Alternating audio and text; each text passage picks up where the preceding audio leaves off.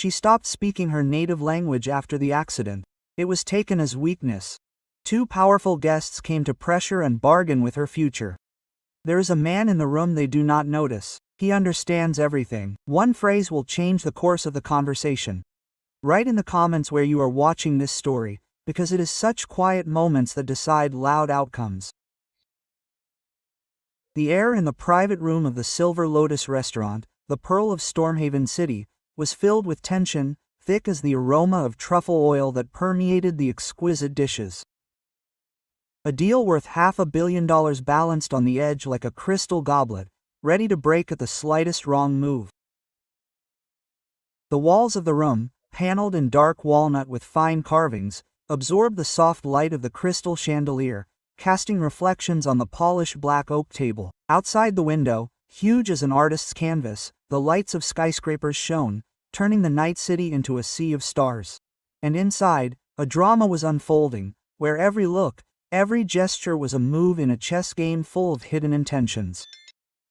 At the table, covered with a snow-white tablecloth, sat three people whose destinies that evening were intertwined in a complex pattern. On one side, two tycoons of the tech industry, Henry Walters, CEO of Nexus Technologies, and his right hand, Vice President of Strategy Oliver Gray. Henry, a man in the late 50s, with silver hair styled with such precision as if it were carved from marble, radiated an aura of old wealth. His blue eyes, cold as a winter morning, did not reflect the smile frozen on his face like a mask. His suit, dark blue from a London tailor, fit perfectly, and cufflinks engraved with a hawk gleamed in the light of the chandelier. Oliver, 15 years his junior, was a polished copy. Sharp black suit, wide smile, but the same greedy glint in his eyes, like a predator sensing its prey. They were there to close a deal that could rewrite the future of their company, the purchase of Midnight Innovations, a Japanese firm at the forefront of quantum computing whose processors promised to revolutionize artificial intelligence. Across the table sat a woman whose presence made them nervous, as if they were stepping into a minefield. Mika Summers, the enigmatic Japanese millionaire whose name was a household name in tech circles but whose identity was a closely guarded secret. Her last name, Summers, came from a brief marriage to an American scientist many years earlier, but everything about her, from the severe black silk kimono that flowed like a river at night to the silver strands of her hair pulled back into an elegant bun, exuded Japanese sophistication. She was about 60. Her posture was straight as bamboo, and her face an impenetrable mask of calm, as if carved from ivory. Her only adornment was a jade ring on her slender finger, which shimmered in the light of the chandelier like a green star.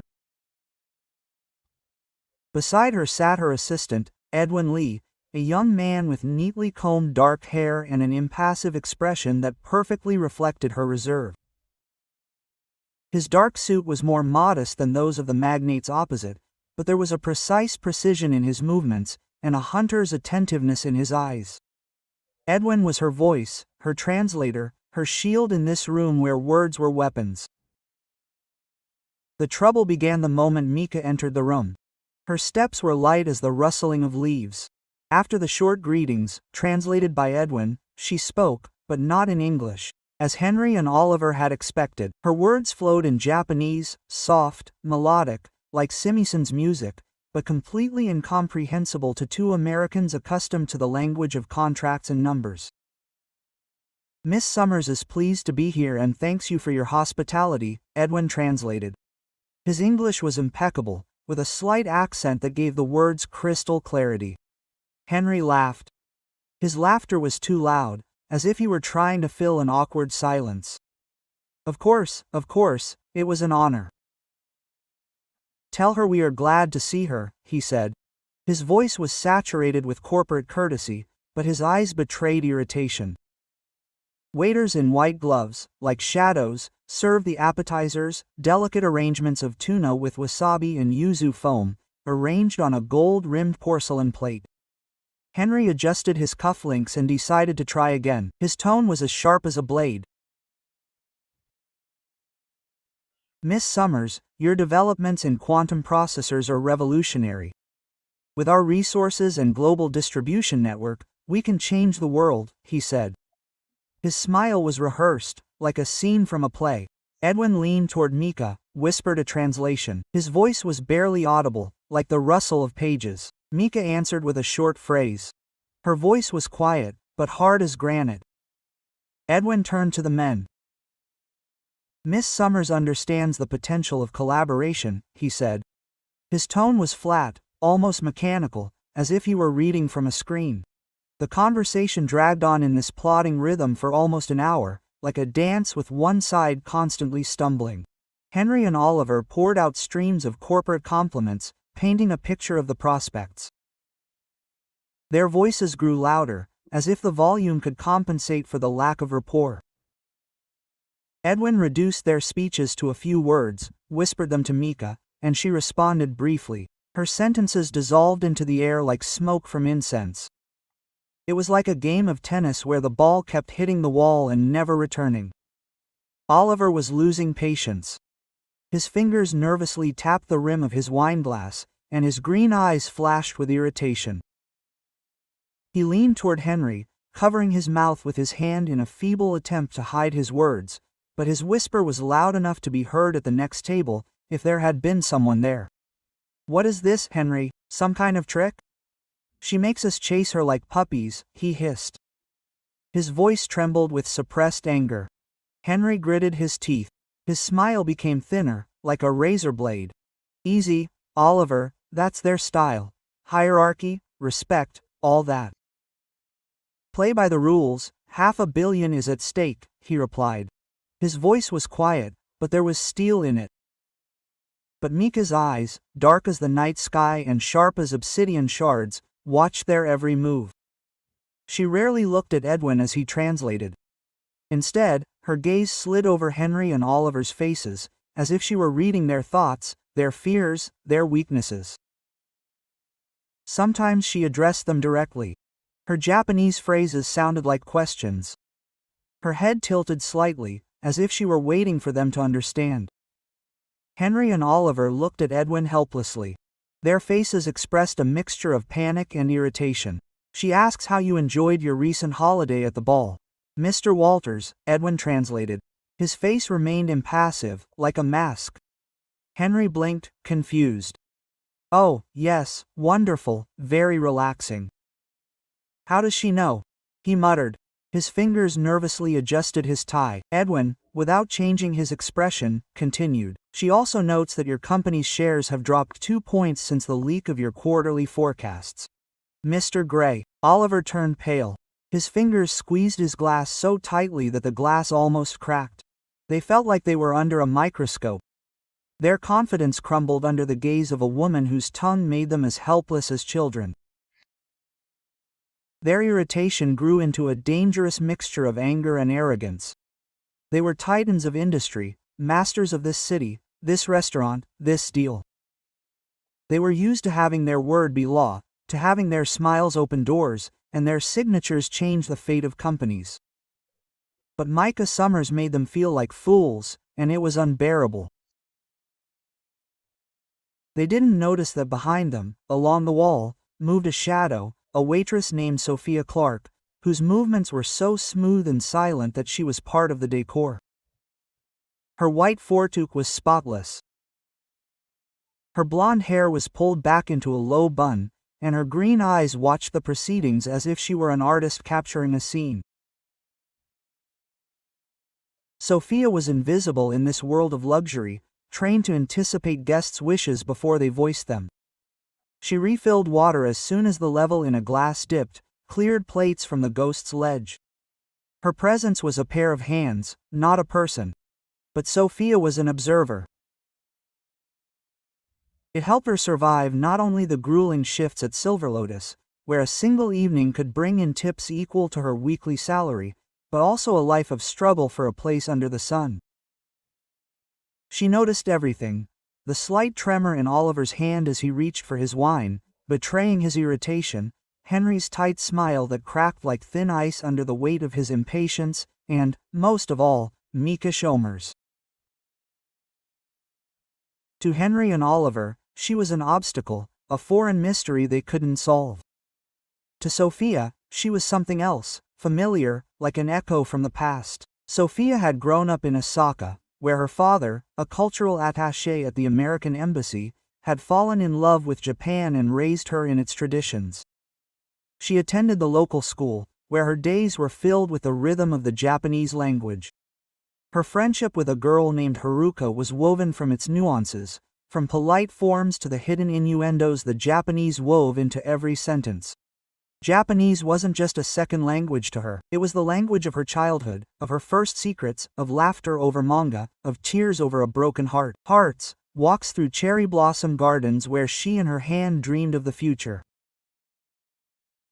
Now, working 2 jobs, as a waitress at Silver Lotus and as an assistant at a gallery to pay for her art studies at Norbridge University, those years seemed like a distant dream.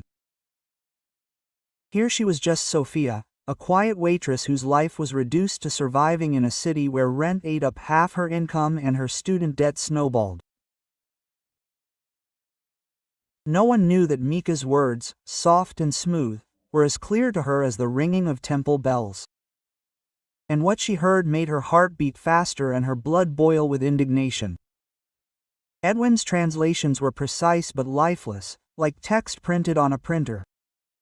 He conveyed the words but not their soul, the subtle shades of respect, the hidden questions that Mika wove into each phrase like a master weaver of tapestry. When she asked about Henry's vacation, her tone wasn't just curious, it was probing, as if she were testing how willing he was to be honest, how much he respected her as an equal. Sophia watched Mika watch the men's reactions. Her eyes took in every little detail, the way Oliver's jaw clenched when she mentioned stocks, the way Henry adjusted his tie to hide his awkwardness, as if that would give him back control. Sophia knew Mika was playing a game where she held all the cards, but no one in the room saw it except her. She noticed how Edwin, when translating, omitted subtleties not out of malice but because his job was to be neutral, like a machine.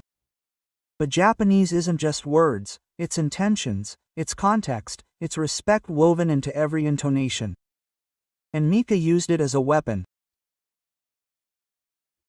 When the main course arrived, lamb fillet with rosemary and red wine sauce, served with truffle-soaked mashed potatoes oil, the tension in the room reached a peak. Oliver, not holding back his irritation, leaned towards Henry. His whisper was louder than he intended. "She's mocking us, Henry," he hissed. His green eyes flashed with anger. "Making us jump through hoops like circus dogs. $500 million, and here we are clowns."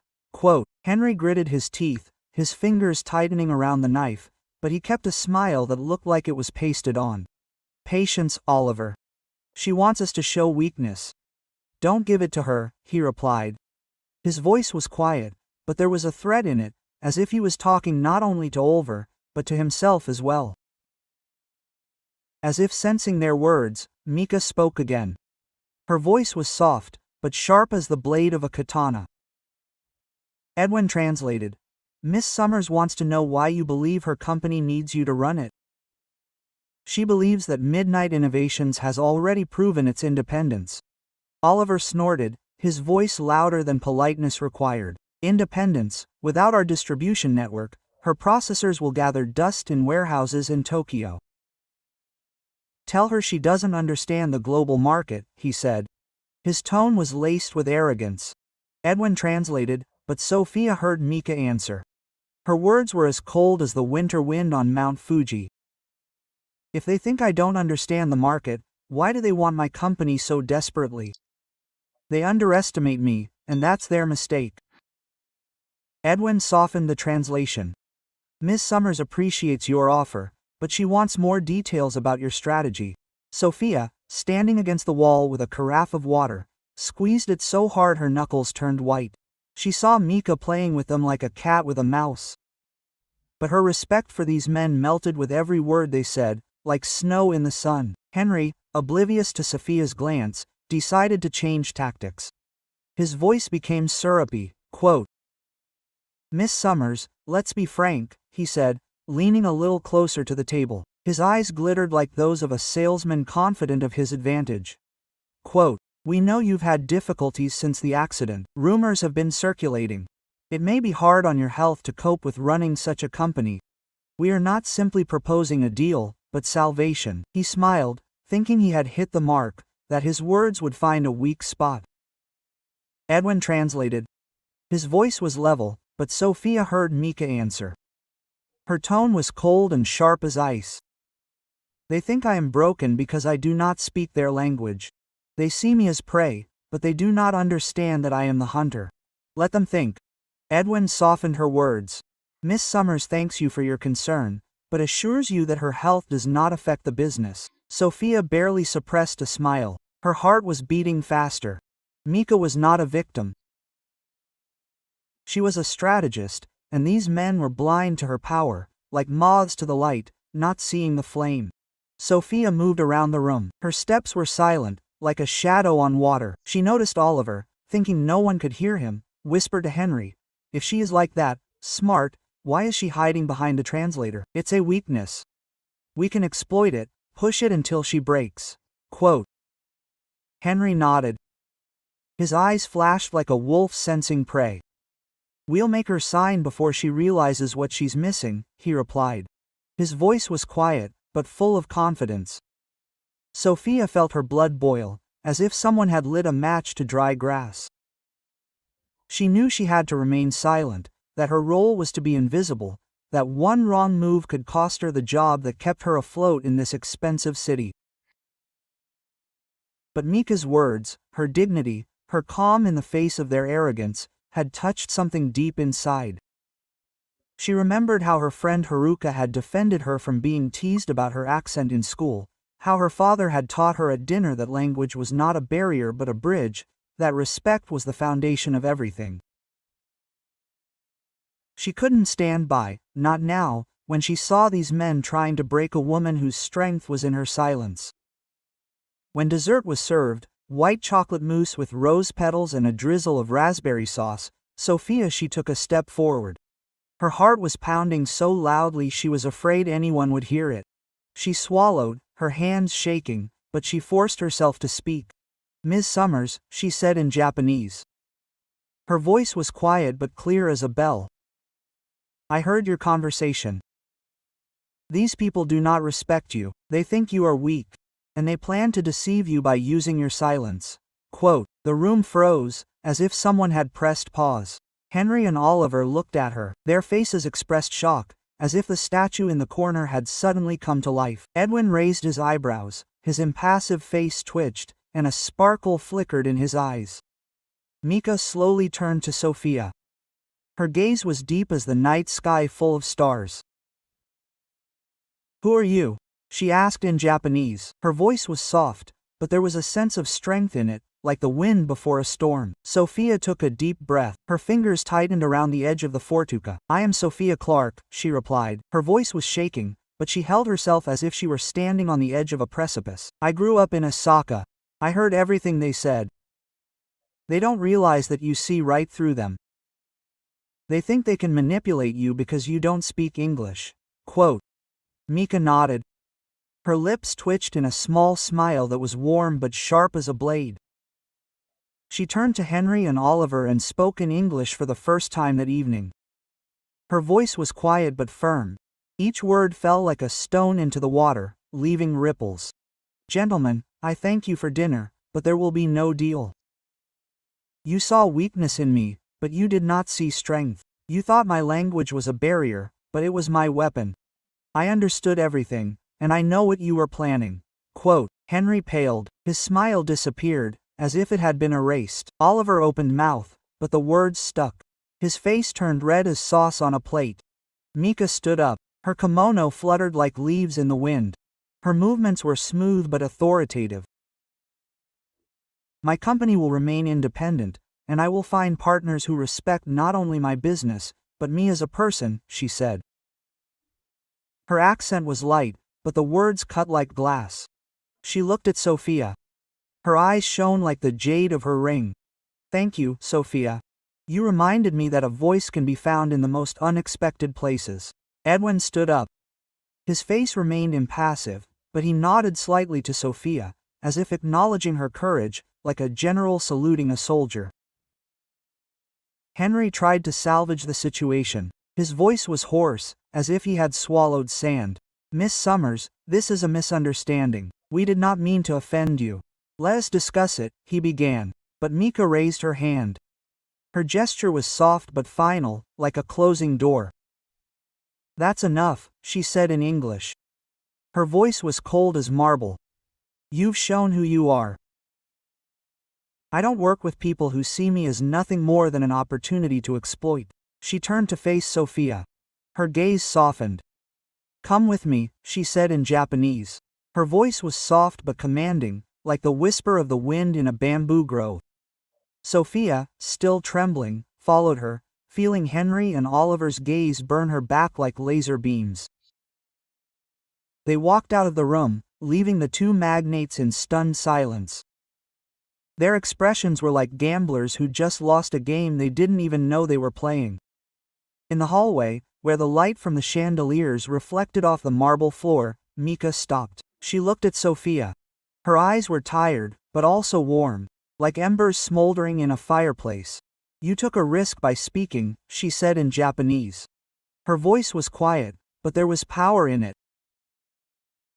Why? Sophia swallowed. Her hands fiddled with the rim of the fortuca. Her heart was still pounding.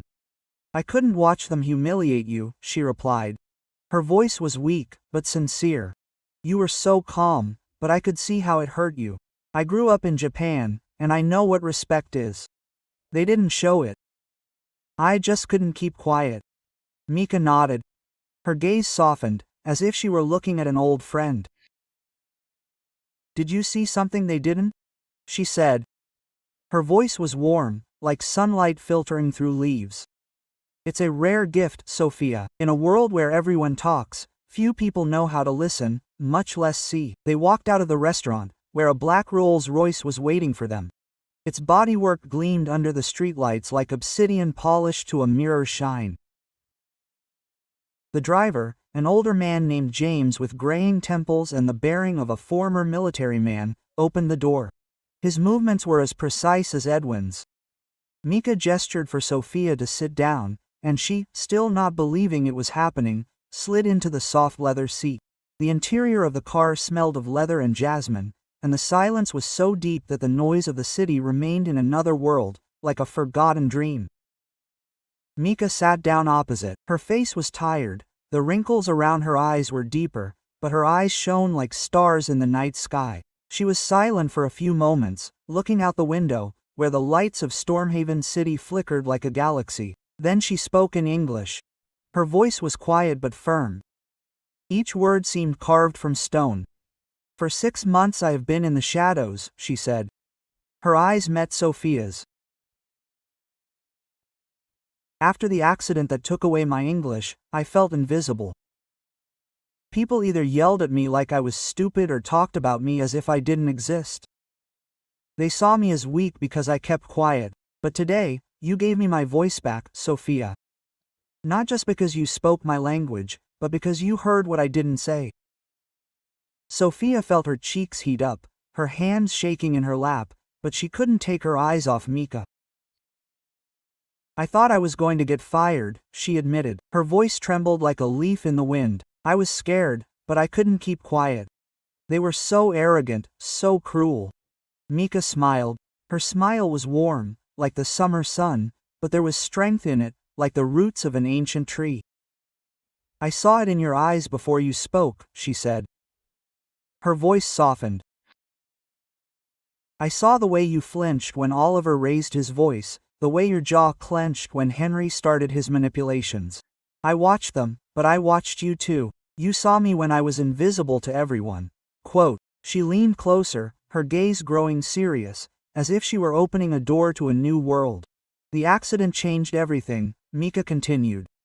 Her voice was quiet, but there was a pain in it that she had long hidden. I was in a coma for 3 weeks. When I woke up, I couldn't speak English. My mind knew the words, but my tongue refused to say them. The doctor said it was temporary, but it signaled to the world that I was vulnerable. My company, my legacy, which I had spent 40 years building, was under attack. The sharks were circling, and I didn't know who to trust. Everyone who approached me saw either a victim to be pitied, or a trophy to be seized. Henry and Oliver are just one of many. Sophia listened. Her heart sank at Mika's words. This wasn't just a millionaire, this wasn't just the head of a tech empire, but a woman who was fighting a world that was trying to break her. I need someone of rare character, Mika continued.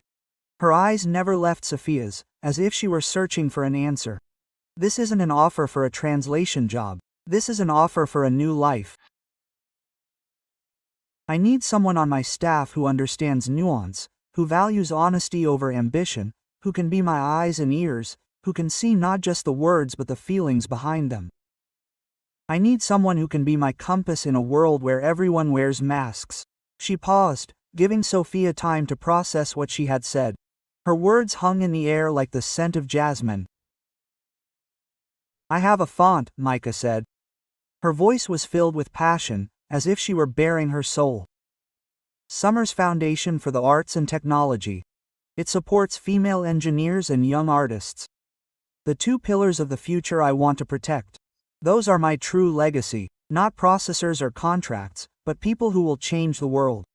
I want you to work with me there, Sophia. To help find the next generation of makers and builders, to travel with me, to be my advisor, my confidant. Sophia felt her throat tighten, her eyes filling with tears, but she could not speak. Mika continued, her voice softer, but there was steel in it. I know you are a student. Your studies will not be interrupted, they will be paid for. Your degree from Norbridge University will be fully funded, as will any subsequent programs you choose to take anywhere in the world. I will give you a place to live in my home in Stormhaven City so you do not have to worry about rent, and a salary that will provide you and your family with a life free of financial worries. This isn't just a job, Sophia. This platform is a chance to use your unique gifts on a world stage. Sophia felt her world crumble and then come back together. Her tiny apartment with the leaky faucet, the mountain of student debt, the constant worry about how to pay for the next month, it could all disappear in an instant. But this was more than money. This was a chance to find purpose, meaning, a place in a world that had always seemed too big and cold. Why me? She whispered. Her voice was barely audible, like the rustling of leaves. I'm just a waitress, a student. I'm nobody. Mika leaned down and gently touched her arm. Her touch was light but warm, like a ray of sunshine. Don't ever say that, she said. Her voice was firm but kind. Like a mother soothing a child. Henry and Oliver are somebody. They have titles, wealth, reputation, but they are blind. They see the world as a spreadsheet of assets and liabilities, where everything can be bought and sold. You see people. Today, you saw me when I was invisible to everyone. That's not a skill you can learn, Sophia. It's part of your soul.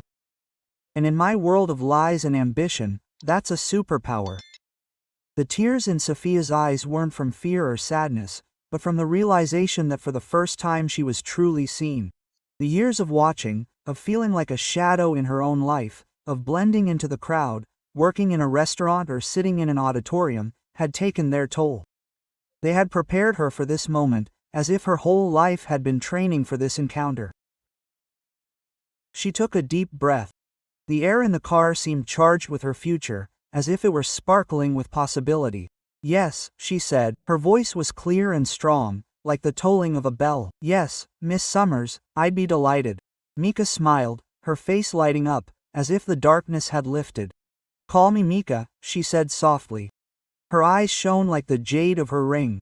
The Rolls-Royce pulled away smoothly, gliding through the streets of Stormhaven City, where the skyscrapers shone like stars in the galaxy.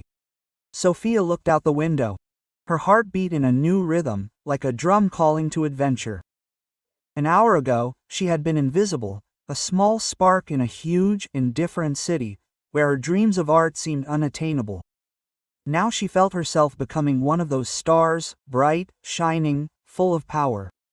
Her journey was just beginning, but she knew that this evening had changed everything. 3 months later, Sophia was no longer a waitress. She worked in the offices of the Summers Foundation in a skyscraper overlooking Stormhaven Bay, where her desk was piled high with applications from young engineers and artists whose projects could change the world. Mika became her mentor, her friend, someone who saw her not only as a talent but as a soul. They traveled together to Tokyo, where Sophia helped select candidates for the foundation's scholarships. Her Japanese language and cultural knowledge made her indispensable. Her apartment, now in one of Mika's buildings, was bright, with floor-to-ceiling windows. And her student debt was cleared with a single check. But most importantly, she felt like she had finally found her place. Henry and Oliver, meanwhile, were facing the consequences of their hubris. The deal fell through, and rumors of how they had underestimated Mika Smurrs spread through Stormven City's business circles. Nexus Technologies' stock continued to fall, and their reputation as industry titans was shaken. They sat in their office, staring at empty charts, trying to figure out where they had gone wrong. "We should have respected her," Henry muttered one day. His voice was tired. "We saw weakness in her, but she was stronger than us." Oliver just nodded. His eyes were empty, as if he were looking into an abyss. Sophia, standing at the window of her new office, looked out at the city that had once seemed alien to her. Now it was her home, her stage, her canvas. She remembered that evening at Silver Lotus, when she was just a waitress. Invisible in a world of the rich and powerful. But that evening taught her that strength does not come from titles or money, but from the ability to see, hear, and act when it matters. She smiled, her fingers touching the small jade pendant Mika had given her as a token of their friendship, and thought, sometimes the quietest voices speak the loudest. If this story touched your heart, like and share it with those who believe in the power of kindness, observation, and courage. Write in the comments whether you believe that ordinary people can change the world, or tell your story where you felt seen. Subscribe to our channel so as not to miss new stories that remind us of the heroes among us, often in the most unexpected places. Click the bell so as not to miss the moment that can change your life.